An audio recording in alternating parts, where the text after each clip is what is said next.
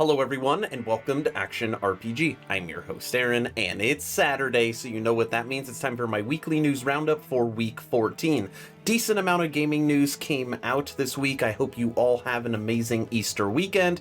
Let's not waste any time and jump right into this. Our first story takes us to the highly anticipated Outriders, which dropped on PC, console, and Stadia on April 1st. Now, I was curious about what the reviews were going to be for this game on PC when it dropped, and I have to tell you, so far they are not very good. So looking at Metacritic, right now Outriders on PC, no critic scores at 79 ratings, it has a 5.4. So when I was looking at that, I was like, okay, that's literally only 79 ratings. Let's switch over to Steam, where I'm sure there's a lot more.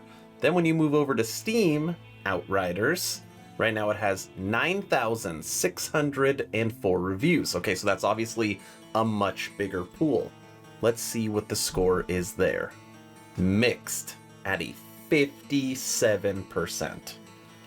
So obviously 57 out of 100, that is an F. So far the reviews on Outriders is not good. So then I started digging a little more. Well, why is this game getting review bombed a little bit? And then I found this article. Outriders issues workaround for PC stuttering. And this is one of multiple articles. So they are getting lots of different frame rate drops, normally during firefights, which is obviously bad. You can't hit anything. On top of that, they are having lots of server problems. So when it comes to a game launch full 1.0, obviously if the game is not working properly, perfect example, Cyberpunk, you're gonna get tons of bad reviews.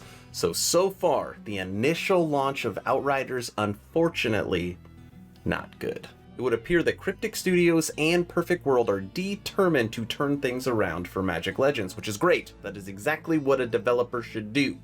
Magic Legends talks tomorrow's patch, future plans for the ARPG in new State of the Game blog. Listen to this. With tomorrow's push, we have a variety of great technical fixes and additional quality of life improvements for the game. In addition to this, the Assassin will now appear as the level 50 reward in both tracks of the Battle Pass, alongside the continued availability in the Booster Pack. You should have left that part out. Nobody likes your Booster Pack. And we're officially doubling the spell drop rate from enemies throughout overworlds, ordeals, and missions. We'll be delivering more fixes every week based on community feedback to continue to refine the game.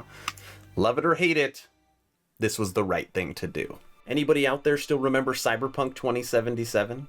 Are you one of the people that purchased it? Is it still sitting there in your game library? Well, CD Projekt Red has delivered on its promise with patch 1.2, which is supposed to bring a lot of optimization and bug fixing. Now, I'm not going to read through this, but I do want to show you the list of how much they put into this patch. Ready? You see it on the screen? Here we go.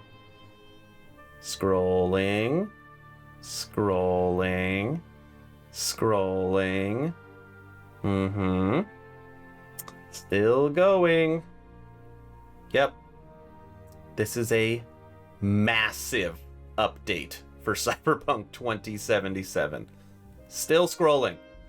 Scrolling. Still going. Yep. Almost there. Yeah, I thought we were almost there. Jeez, there we go. Massive patch. Look. Maybe it's time to re-log in. My current favorite ARPG, Last Epoch, issued 4 different hotfixes this week, and they were pretty small updates. They took care of some stuff that wasn't functioning correctly in the game. But one of the hotfixes also upgraded the chat window and upgraded uniques. Now, in the game for a while, a lot of people have felt that uniques are basically used for leveling, which I agree with. If you're looking endgame, you're going to be using crafted gear, but all the uniques you see here on the screen, and this is just an example of some of them, have all been updated and increased their power score. If you are looking for a new ARPG, I highly recommend Last Epoch. Almost out of nowhere this week, Wolcen Studios dropped on us patch 1.1.1.1 titled Bloodstorm, and I made a full video this week breaking down everything about it, and I will link that video at the end of this video. The Cliff Notes version is your pet can now actually pick up gold, and it functions very well. You can roll through people. They completely revamped the visuals on a bunch of different skills. They added in a whole bunch of different areas. Honestly, the game feels as good as it's ever felt. And that might be one of the first times I've ever been able to say that for Wolcen Lords of Mayhem. I highly recommend you check out the video at the end of this video. I know a lot of people already know about this. I've already personally reported on it, but since it came out in the news again this week, I thought I would throw it in my weekly news roundup. Path of Exile 2 beta not coming until 2022. So if you thought that you had a chance at playing this game this year, unfortunately those dreams have been squashed again. Listen to this. We are unlikely to start a beta for Path of Exile until 2022 at the earliest. At the earliest. That could mean, when I read that just right there, I'm thinking late 2022. In the meantime, we are continuing to release Path of Exile expansions on our regular 3-month cycle. So, yeah, no surprise. PoE 2, not coming in 2021. One of my favorite conventions for the year, Pax East 2021, goes fully online due to ongoing public health concerns. Online only. It's been more than 1 year since COVID-19 pandemic rocked the world, and we're just now seeing light at the end of the tunnel.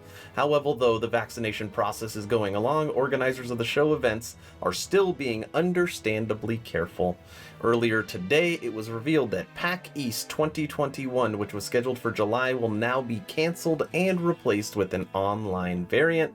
Show organizers cite the reason due to ongoing health concerns. So we are going to be getting a Pax East, basically just like a BlizzCon line. It's going to be the same thing. Everything will be online. And it looks like as of right now, it is scheduled to start July 15th. Last but certainly not least, I have another character to show you for Hood, Outlaws, and Legends. Now we have already checked out the Ranger. We've broken down the Brawler. And today I have for you the Mystic. Ooh! Character honestly looks awesome. Now, if you have not heard of this game, Hood, Outlaws, and Legends, this is PvEVP. So you're fighting other teams with the environment, trying to get like a treasure chest or different objectives. So it's got a lot of different elements in it, and the game looks sweet. Now, before I play this trailer and I allow the trailer to take out this video, if you have not joined the official Action RPG Discord, please do so. We're now over 800 members, great conversations every day. The idea is to create a gaming community that could jump from game to game together, so you never start the server alone. Link for that Discord is in the description. I hope you all enjoyed this weekly news roundup, and I hope you all have a great Easter weekend. Enjoy this video for the Mystic, Hood, Outlaws, and Legends. Hi everyone, I'm Andrew Willens, Game Director on Hood, Outlaws and Legends. This Outlaw overview introduces the Mystic, an ex-Inquisitor whose tenacious obedience to religious scripture was used and exploited by the state. The Mystic is a capable melee fighter who provides versatile support abilities to the team, ranging from healing to crowd control and tactical insight. The Mystic wields the Flail, a melee weapon with a long reach, capable of controlling the pace of any fight.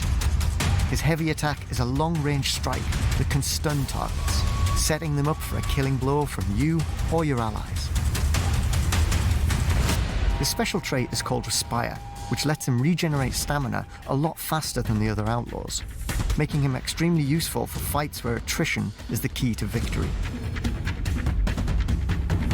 The Mystic's gear item is Poison, which not only obscures vision, but also saps the stamina of enemies unfortunate to find their way into its range. Use it to flush out enemies from choke points or weaken them before breaching a room. His ultimate ability is called Instinct. Channeling his spiritual connection to the world allows him to see enemies through walls and objects for a short period of time, as well as healing himself and any nearby allies.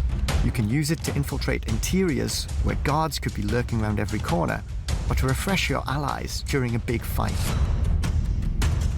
The Mystic's perks allow for greater customization of how you wish to apply his skills.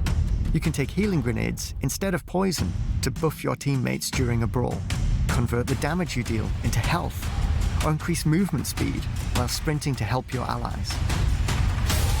Thanks for watching our Outlaw overview, and stay tuned for more updates on Hood, Outlaws and Legends.